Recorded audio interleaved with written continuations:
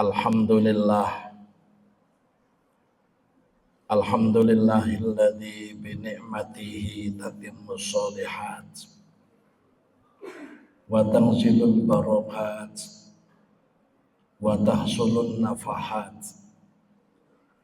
Asyhadu an la ilaha illallah wahdahu la syarikalah wa asyhadu anna sayyidana Muhammadan abduhu wa rasuluhu la nabiyya ba'dah. Allahumma salli wa sallim wa karrim wa majid wa azim ala sayyidina Muhammadin wa ala alihi wa ashabihi ajma'in. Amma ba'du fa ya ayyuhal hadirun rahimakumullah. Usikum wa nafsi bitaqwallah. Ittaqullah. Ittaqullah. Ittaqullaha haqqa tuqatih wa la tamutunna illa wa antum muslimun. Kama qala Allah Ta'ala fi kitabihil karim. Ya ayyuhalladzina amanu ittaqullaha wa qulu qawlan sadida. Yuslih lakum a'malakum wa yaghfir lakum dhunubakum wa may yuti'illaha wa rasulahu faqad faza fawzan 'azima. Shadaqallahul 'azim. Hadirin jamaah Jumat yang soleh dunia akhirat yang saya hormati, patut kita bersyukur kehadirat Allah Subhanahu wa Ta'ala. Di siang hari ini kita masih diberikan hidayah kesadaran hidup, bahwa hidup itu dihidupi Allah, bukan hidup menurut kemauan kita sendiri-sendiri. Berbagai macam fasilitas hidup diberikan Allah kepada kita, zahiran wa batinan, sehingga setiap hari kita menikmati anugerah Allah. Oleh karena itu, maksud Allah memberikan berbagai macam kenikmatan agar kita ini menjadi hambanya yang mudah untuk menjalani ketaatan, agar kita hidup ini mudah untuk menjalani hidup sebagai Abdullah, sebagai hambanya Allah Subhanahu wa Ta'ala.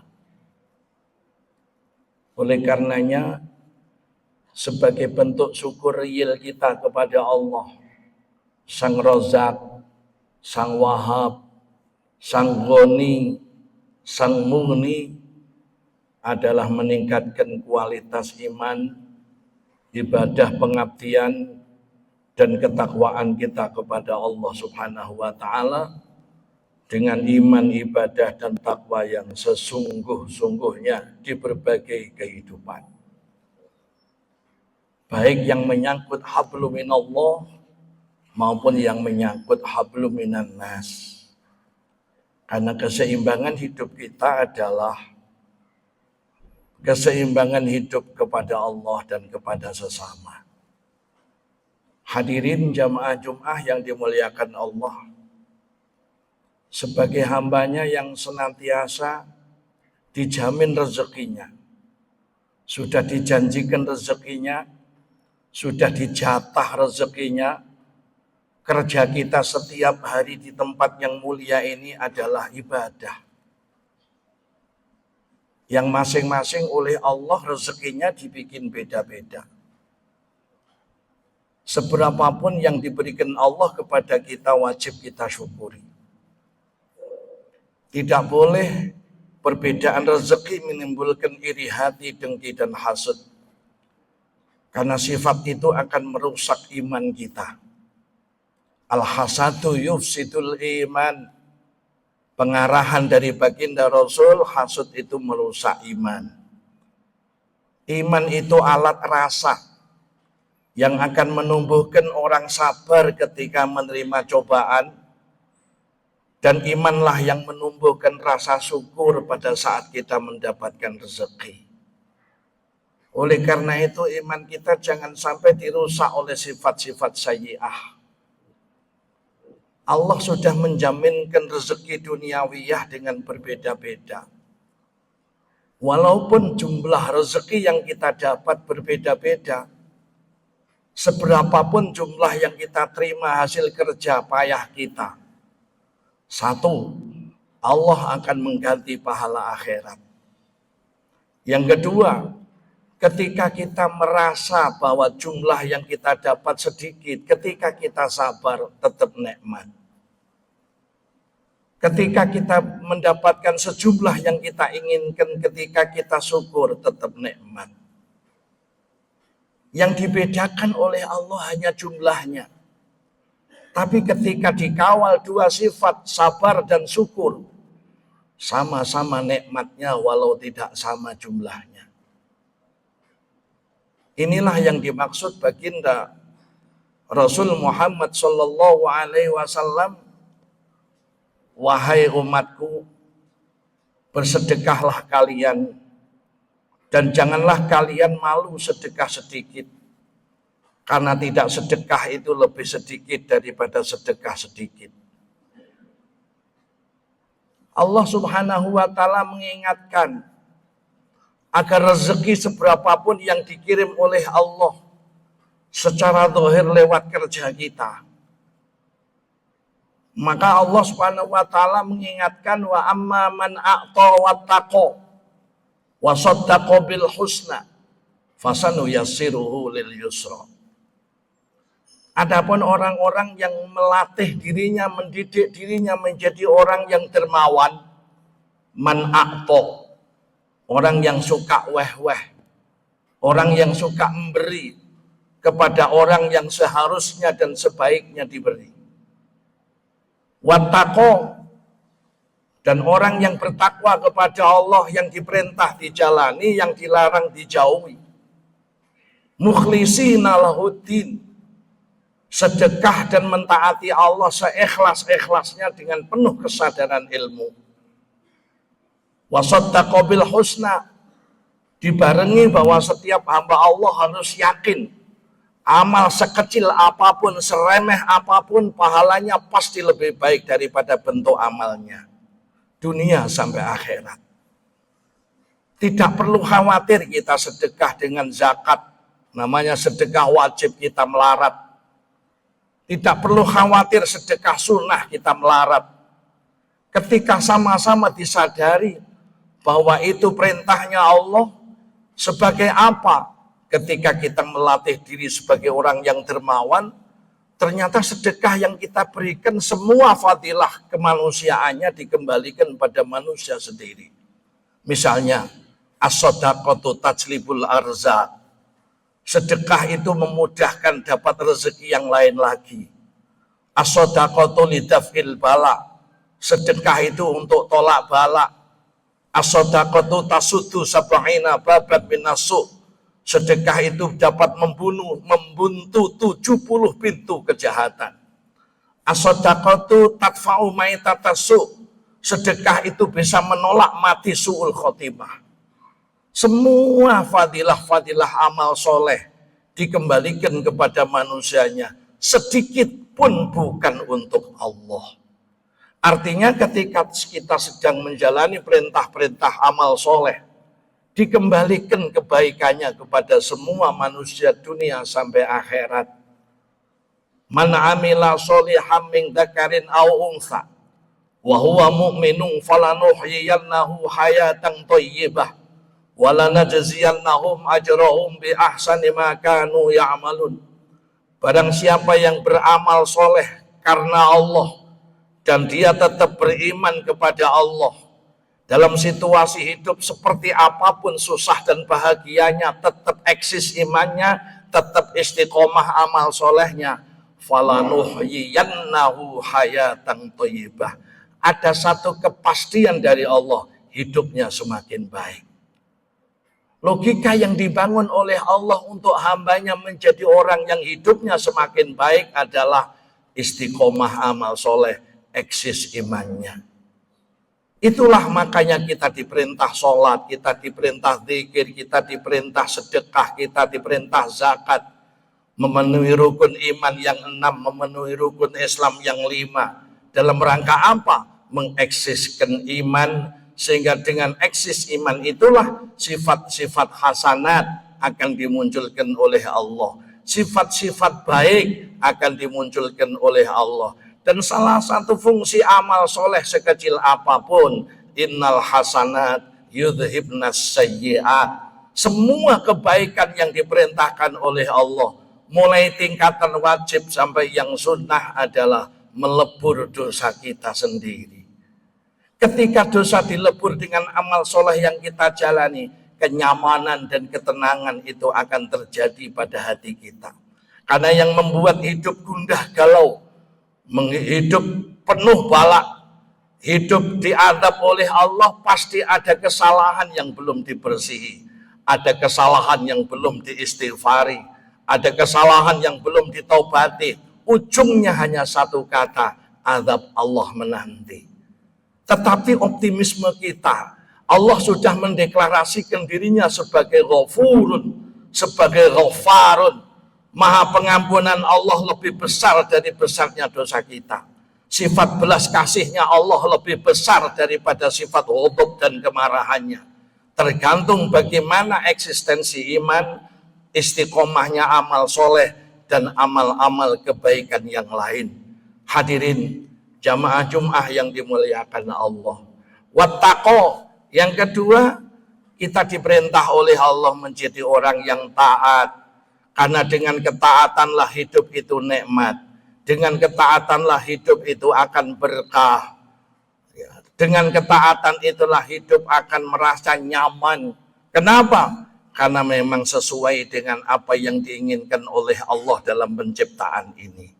Ketika pola hidup kita sesuai dengan keinginan Allah sang pencipta, maka disitulah ketentraman hidup tak terkirakan. Dan tidak bisa dinilai oleh uang, tidak bisa dinilai oleh dunia seisinya ini. Hadirin jamaah Jum'ah yang dimuliakan Allah.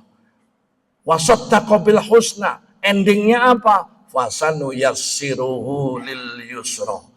Hidup itu akan diberi mudah oleh Allah. Mulai bentuk sedekah apapun.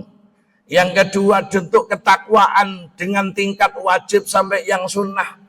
Sampai yakin bahwa amal sekecil apapun dibalas lebih baik dunia akhirat oleh Allah. Orang yang punya pola hidup seperti itu, hidupnya dibikin mudah. Berarti kemudahan hidup terletak pada tiga hal tadi. Seberapa sedekah kita. Artinya sedekah itu kan menolong orang susah. Ketika kita ikhlas menolong orang yang sudah, maka saat kita susah pasti ditolong oleh Allah. Siapa yang nolong, pasti ditolong. Siapa yang menghormati, pasti terhormat. Siapa yang memuliakan, pasti hidupnya mulia. Tidak mungkin orang tidak menanam akan memanen. Hadirin, Qur'annya sudah jelas. In ahsantum li anfusikum wa in asatum falaha. Oleh karena itu hadirin, mari senyampang nyawa masih di dalam kandung badan kita, berarti kesempatan untuk eksis iman, kesempatan untuk ibadah dan amal soleh, ketakwaan dan insya Allah akhlakul karimah. Terus kita mencontoh baginda Rasul Muhammad Sallallahu Alaihi Wasallam. Tidak saja kita mendapatkan derajat seanak turunnya, yarfa'illahu alladhina amanu minkum walladhina utul ilma darajat. Prestasi iman, prestasi ilmu pasti menimbulkan derajat. Derajat bukan nasab, derajat bukan turunannya dari siapa engkau. Derajatmu, nasabmu sebagai turunan Nabi pun tidak jamin kau masuk surga. Karena apa? Masuk surga itu tergantung rahmat dan pengampunan Allah. Mekanisme untuk mendapatkan rahmat dan pengampunan adalah man amila sholihan min dzakarin aw unsa wa huwa mu'minun. Sistem iman dan sistem amal soleh. Oleh karena itu berkaryalah dengan dasar keimanan. Berkaryalah untuk beramal soleh karena Allah Subhanahu wa Ta'ala, dan berakhlakul karimah lah, sehingga hidup itu terasa tenang, nyaman, damai, dan tentram. Hadirin jamaah Jum'ah yang dimuliakan Allah, kemuliaan dunia sampai akhirat, inna akramakum indallahi atqakum. Tidak ada satupun hamba Allah yang tidak kepingin anaknya mulia dunia akhirat. Didik, berikan uswah hasanah anak-anak kita untuk terus berprestasi dalam ketakwaan. Kita ajari bagaimana belajar mentaati Allah, tidak hanya dipamerkan dunia orang tuanya, jangan hanya diucut dengan uang dan uang, tapi dipelajari, diberikan contoh bagaimana caranya mendisiplinkan ibadah, mendisiplinkan sholat, mendisiplinkan baca Quran. Ketika itu sudah kita beri bekal anak-anak kita, dunia banyak pun tetap akan menyelamatkan anak-anak turun kita. Kenapa? Dia memanfaatkan warisan orang tuanya dengan dasar iman dan ketakwaan.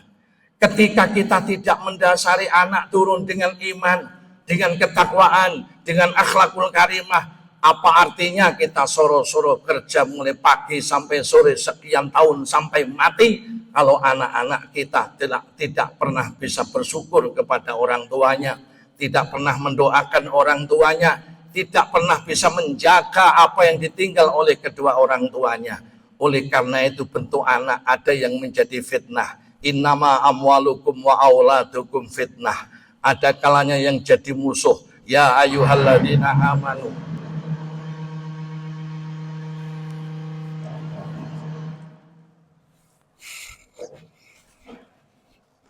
Ada kalanya yang jadi fitnah, ada kalanya yang jadi musuh. Ya ayyuhalladzina amanu, inna min azwajikum wa auladikum aduwwal lakum fahdharuhum. Oleh karena itu anak-anak yang ada di belakang hidup kita harus siap hidup lebih baik dari orang tuanya. Siap hidup secara religi, siap hidup secara iman, siap hidup secara ibadah, siap hidup secara takwa, siap hidup secara moral. Saya yakin 100% akan mampu menyelamatkan dirinya, menyelamatkan hidupnya, menyelamatkan kedua orang tuanya. Inilah anak amanat Allah kepada orang tua yang menjadi aset dunia akhirat. Mudah-mudahan khutbah yang singkat ada guna dan manfaatnya, ada benarnya dari Allah, ada salahnya dari saya sendiri. Mudah-mudahan kesalahan kita bersama diampuni Allah Subhanahu wa Ta'ala. A'udzu billahi minasyaitonir rajim. Bismillahirrahmanirrahim. Walau anna ahlal qura amanu wattaqau la fatahna 'alaihim barakatim minas sama'i wal ard walakin kadzdzabu fa akhadnahum bima kanu yaksibun. Barakallahu li wa lakum fil Qur'anil 'azim. Wa nafa'ani wa iyyakum bima fihi minal ayati wa dzikril hakim wa taqabbala minni wa minkum tilawatahu innahu huwal ghafurur rahim.